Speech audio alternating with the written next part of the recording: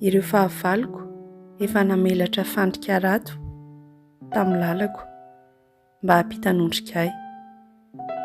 Niadiny longoto eo anolohako, kanjo izy ihany no latsaka tao.